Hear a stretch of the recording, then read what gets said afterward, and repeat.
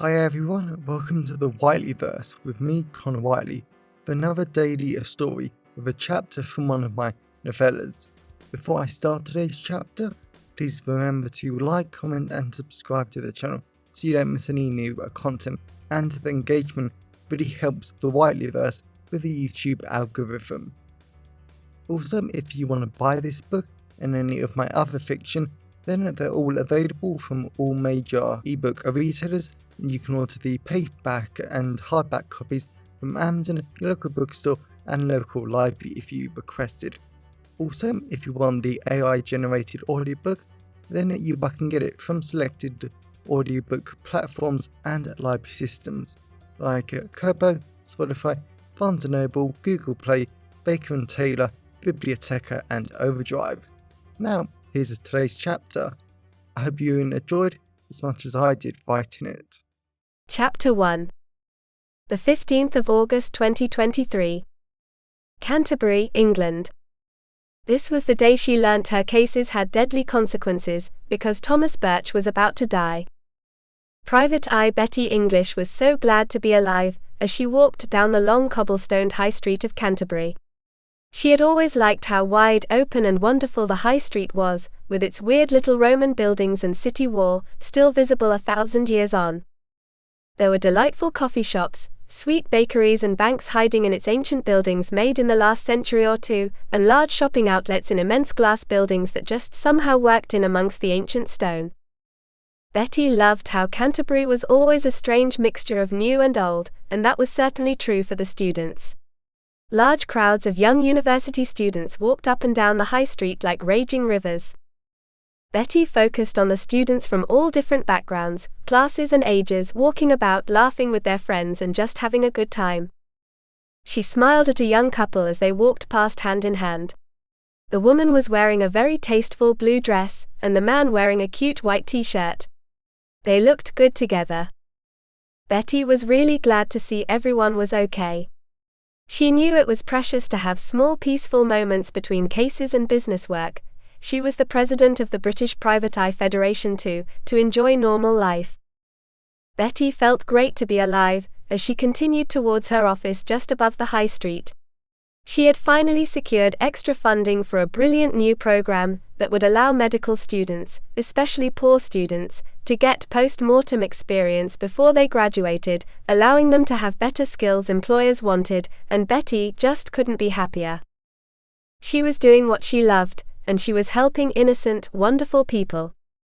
Her assistant Thomas Birch, wearing a very expensive navy suit, walked next to her. And Betty really liked having Thomas with her. He was calm, collected, and what he lacked in the detective department, he more than made up for it in his business sense. Betty was surprised how many great ideas Thomas had come up with lately about ways to increase membership and convince more people to become private eyes. And it was brilliant that Thomas was going to become a dad in 9 months' time. "Morning," Thomas said to someone as they walked past, and he waved at a baby in a pram. Betty really looked forward to getting home to see her own 2 little monsters, Harrison and Elizabeth. She didn't leave them too often, but she was determined to still be a private eye and do president stuff 1 day a week. And every week for a single day, Betty hated being away from her 11-month-old twins, but she couldn't imagine being anything else but a private eye. She loved her job, and she loved helping people even more. "We'll drop these files off at my office, then I think we can just go home," Betty said, knowing Thomas wanted to see his girlfriend so badly. "Thanks," he said, looking forward to seeing the woman he loved. "What tips have you got for being a dad?" Betty laughed as she glided through a gang of tourists. "You're going to be a dad in 9 months. Believe me, you have time, just relax and enjoy the pregnancy." Did Graham? Betty had absolutely no idea if her boyfriend, Detective Graham Adams, enjoyed the pregnancy. She knew that he loved her and the babies with all his heart, but they were always working during the pregnancy and having fun on their cases. She had no idea what a normal non-private eye pregnancy looked like. "He loved every second of it," Betty said, knowing it was basically the truth. "Good," Thomas said, grinning like a little schoolboy. Betty knew he was going to be an amazing dad. "Here we are," Betty said, pointing to her office up ahead. She wasn't sure why she hadn't brought Thomas here before, but at least he now got to see how she started off her private eye career.